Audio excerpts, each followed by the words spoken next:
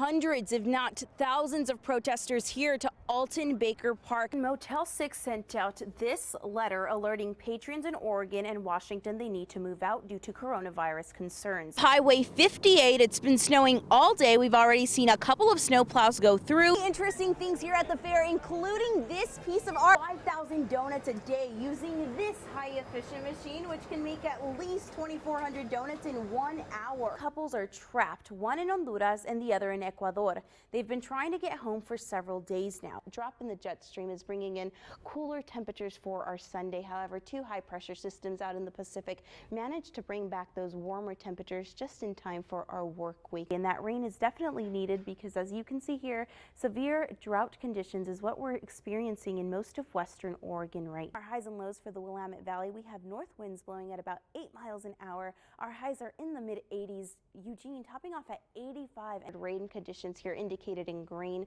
This blue and purplish color here is showing chances of snowfall along the Cascades.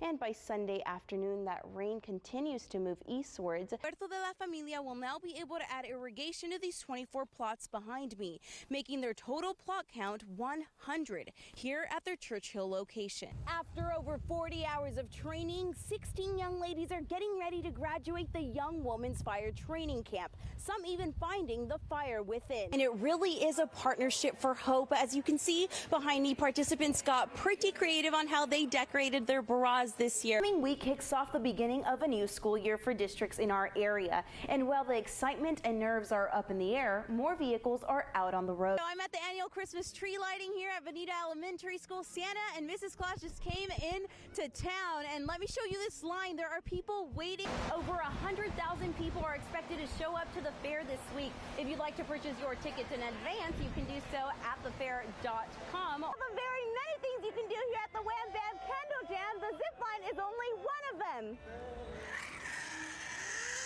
With the financial crisis hitting our economy nationwide, local public schools are also feeling that financial burden. We hear from 4J School District, who says all options are on the table in moving forward with dealing with these budget cuts.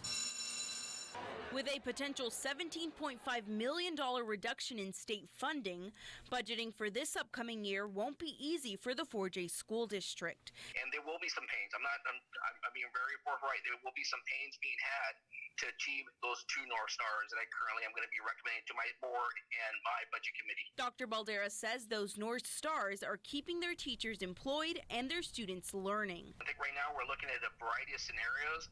And again, we do have a reserve. We're very fortunate here in Eugene 4J that we have a local levy that provides us some additional dollars that, again, very fortunate, very thankful to our community. He mentions as of now, plans to build a new North Eugene High School are still in place.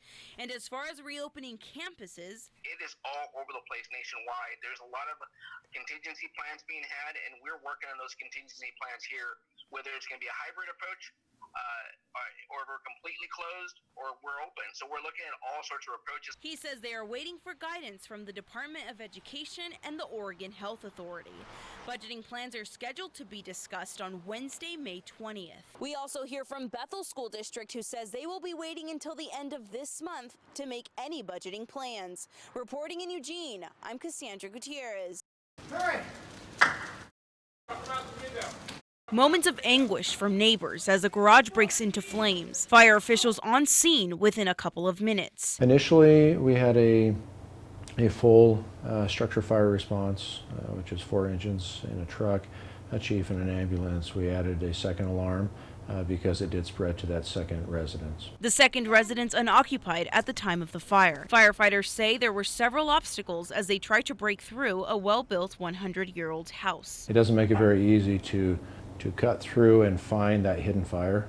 So we use chainsaws to try to cut open walls, ceilings, and attic spaces to try to find the hidden fire in there. He says eyewitnesses say an individual was in the garage where the fire started and fled the scene. EPD was able to track them down, and between the arson investigation team and Eugene Springfield Fire Marshal's office are able to take a look and see what the cause was. EPD confirms the suspect, a 45-year-old man, was taken to the hospital and treated for non-threatening injuries. Reporting in Eugene, I'm Kassandra Gutierrez. We started a small farm. We plant all sorts of vegetables. For now, this is what we have.